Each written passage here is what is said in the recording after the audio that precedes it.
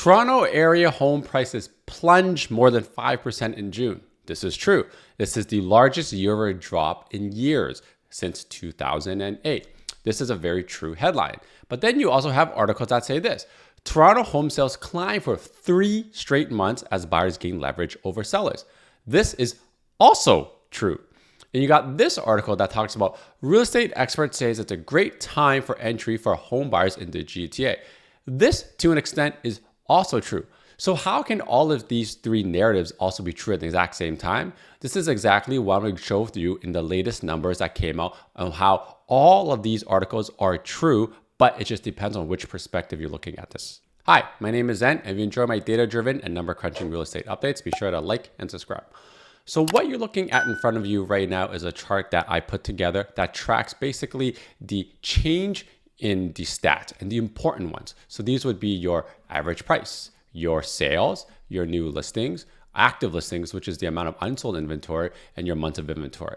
Now, what I changed differently about this chart is that I put it such that it's a change on a month-to-month basis, which is a little bit more real time, but we try not to use that as much when you're trying to look at the macro picture, where we should be using the year-over-year numbers. So when we look at the first article right here that says, Toronto home prices plunged more than 5% in June, which is the largest that it had in year-over-year. This is exactly true. And why this is true is because from a year-over-year basis, we have not seen prices drop by 5% in a very, very long time. So let me give you some context. This right here is a chart talking about the average prices. And the dotted white line is basically 2025, and the blue line is last year. So this little gap right here is what dictates a 5% drop. So you can see that's the equivalent of basically saying going from 1.15 to $1.1 million, about $60,000 drop. That's actually the actual number. And it's very significant. Now, why we haven't seen things like this is if I layer on different years, and you can see now I'm including years before 2024, where 2023 is this purple line over here, and 2022, where we saw the highest prices ever, is right here. That's February 2022. And you can see this right here indicates about a 20% drop, give or take. And every single year that has passed, so from 2023 to 2024, we've dropped a little bit. So that's like 1 or 2%. But now this is the biggest drop that we've had, where we're going back to basically this blue line here, which is the 2021 prices. Now, for us to get back to 2020 prices before the pandemic and all that stimulus, we have to go from $1.1 million all the way back down to about $920. So that's about a 10% drop. And the question is, are we going to really get there? And this is why understanding the context of where things came from and where things are going is to help you make a better informed decision. And now when we talk about how home sales have gone up 3 months in a row, that's absolutely true. But you have to understand the context as to why this is true. So when we look at the actual chart, sales have actually gone down a tiny smidgen. It's actually 1 less than last month. So last month was 6,244. This month is 6,243. But that Globe and Mail article just cherry-picked Toronto because Toronto is a little bit stronger where it has 3 months increase. Now, sales are also up about 1% from last year, but I would say that's fairly nominal. It's almost a rounding error. And the reason why I would say it's a rounding error is because if you look over here, you see this big gap that we had over here that I'm filling in over here. 2024 for sales is very, very bad. And you'll see shortly when I layer on the other year. But 2025 is worse than 2024 because if you recall what happened here, we had a ton of uncertainty between February, March, and April, which is when we had a lot of tariffs talk and recession talk.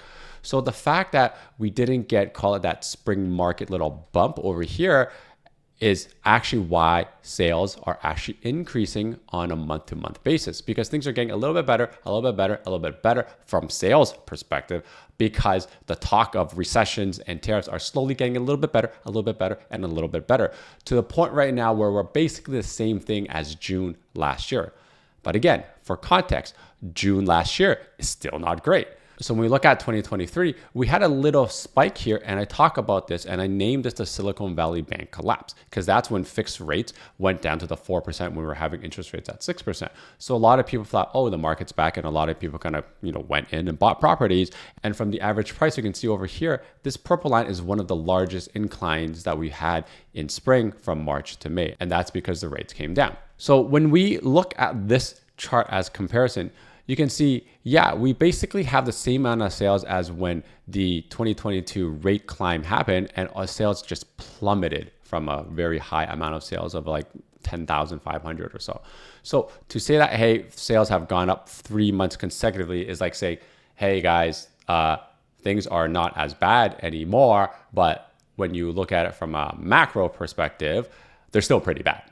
They're still pretty bad. 2025 is technically still the lowest June sales we've had because it's one less than the 2024 light blue line. So you can see this column right here for June, we are very, very, very low. We're at 6,000. In 2021, we were like at 11,000. So you have to understand the perspective of where these headlines are coming from. Hey, it's me interrupting myself. Ready to make a move? Just one free call, no hassle, but decades of experience to work for you.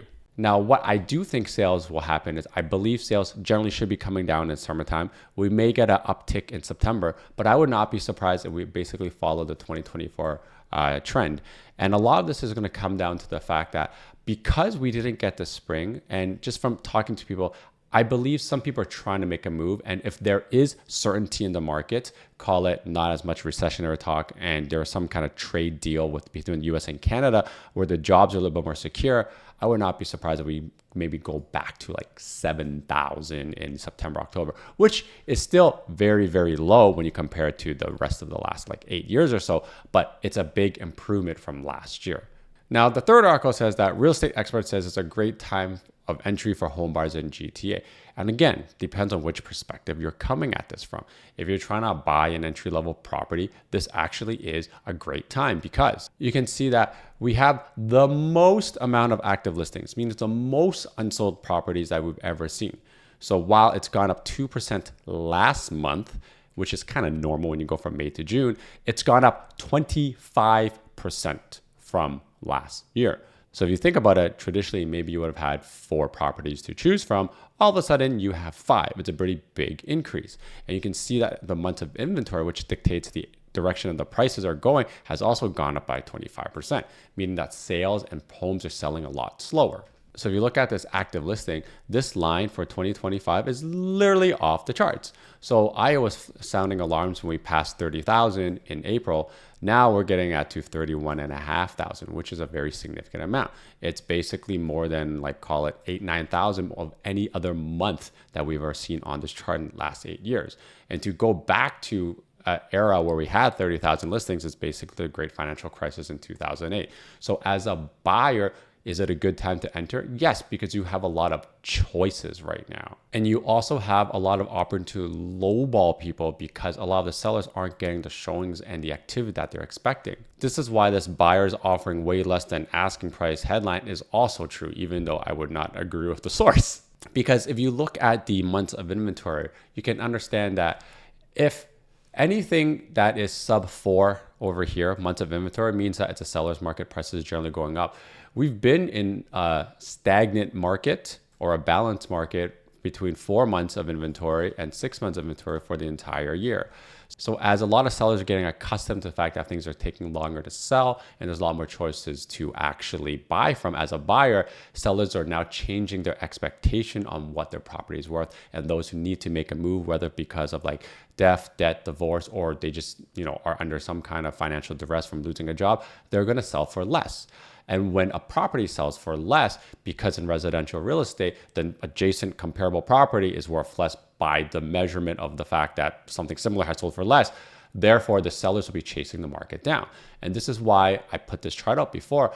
In a market that's very uncertain, the buyers have the leg up. And if the prices are chasing kind of this direction down, you will never know when the bottom is. But for those who are psychologically ready to buy, you could basically go enter this fear zone and provide lowball offers to sellers who actually need to sell. So maybe instead of saying the market price is $85, maybe you can get it for $80, maybe you can get it for $75.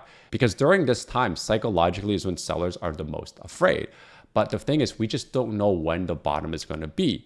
However, once we know that there's a bottom and things are recovering, if you imagine it, why would a seller want to accept $80 instead of $85 on the way up?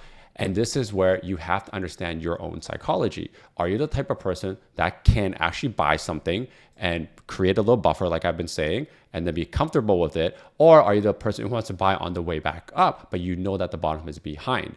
And I'll say it really just depends on your own personality. But in my experience, the people who buy during this fear zone generally come out on top. And this is where you have to analyze the months of inventory and where that micro market is going. Quick sidebar. If you're buying but not sure where to start or what's even a good deal, just hit the link in the description below. Tell me what you're looking at and I'll break it all down for you. No fluff, no BS, just real talk from a human and not just another chatbot. Now I'm going to give you kind of a quick breakdown of how the micro market is performing right now because they're all behaving differently. So Toronto right now is behaving quite well. So you can see for detached homes in the Toronto space, they've actually gone up in price month over month, but they're actually down a smidgen from last year. But you can see the reason for that is because they're actually in this green zone, which indicates it's still a seller's market because there's still about 4 months of inventory and there's actually 2.3 months of inventory that things are actually likely to increase in price. There's not that much more room for it to go down. Obviously, things can change, recession, whatnot. But right now, we're going to be slowing down. And you can see this of the months of inventory increasing slightly. It's still very much within the seller's market range for months of inventory. Now, when we get into the condos, this is where it kind of gets scary. You're looking at 7 months of inventory, which is clearly in a buyer's market. However, the weird thing is that it's coming down. Now, when we look at the 905, you see that prices have come down a smidgen here and there on a month-to-month basis. But kind of like I was saying, it's not that important because the month-over-month changes is a little bit more volatile. But when you look at the months of inventory, you can see that the detached homes in the 905 is in a balanced market. So are the towns. And I would say that the semis are getting close to a balanced market as well as because on the higher side of threes. And you can see that because the months of inventory is actually increasing as well. So I would not be surprised if the 905 kind of gets a little bit more stagnant. Offer presentations are not working from what I can tell right now. And the condos are actually just even in worse shape than the 416.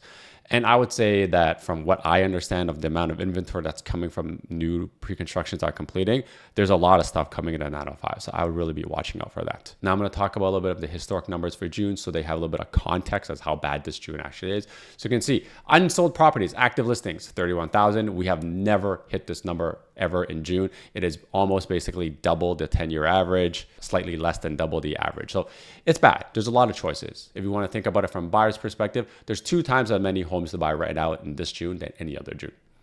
Now, when we look at sales, you can see they are pretty low, but they're not that low relatively speaking, because when you look at the 2024 numbers, like I was saying, we're pretty comparable. And when you look at 2023, we're also pretty comparable. But 2023 had that spike because of Silicon Valley Bank collapse. But ultimately, we're still under the 10-year average and the general average. To go back to the 2021 years, this is how high it is. So in order to get back to call it 2021 kind of speed in terms of property selling, you would always basically have to double sales or have the unsold properties get reduced by half. And from what I can see right now, anecdotally, and just talking to a lot of people and talking to my vendors, I think we're going to have a lot of listings coming on the market in the fall time because a lot of people are like, hey, you know what? I didn't sell my property in spring, the tariffs, blah, blah, blah, blah. Let's try again in fall. And I really don't think sales are going to increase that much more, even if we have a little bit of pent up demand. Then when we look at new listings, this is a pretty significant increase because in the last few years, you can see that we were basically within the 10-year average. And then last year and this year is above that. So it tells me that even though we may be having like an extra 5-10% new listings coming on the market, it's not great because the number of sales are so low. So this extra 5-10% of new listings isn't being absorbed. So this is why the unsold inventory keeps increasing and increasing. And when it comes to the months of inventory, yeah, this is just like literally off the charts. We're at 5. It'll take some time for us to get back to the average. If you understand this chart, for prices to generally go up, even gradually, very tiny amount, we need the months of inventory in this box, which is under 4 months of inventory. So for us to actually go from 5 to 4 as a market as a whole, we need sales to increase at least 20% or unsold properties to come down 20%. And right now, maybe we can get a 5%, 10% sales increase from the pent-up demand during spring that we didn't have. But the amount of new listings that are coming that will sit around, it's probably going to be higher than 20%. And that's kind of why I think at the best, the balance of this year, maybe things will stay exactly the way they are right now. And because sales are so slow right now and you can get deals in this fear zone, one of the things that's also very important when you're transacting, especially if you're trying to upgrade from a condo to a freehold home or like a smaller freehold townhome to a larger detached home is that you can use something that we call an escape clause, which is you have a condition to sell your home so they're not caught in two transactions and caught with two mortgages. And this is exactly what I talk about in this video that's on the screen right now. So make sure you check that out. I'll see you in the next video. Until next time, your move, your future. See ya.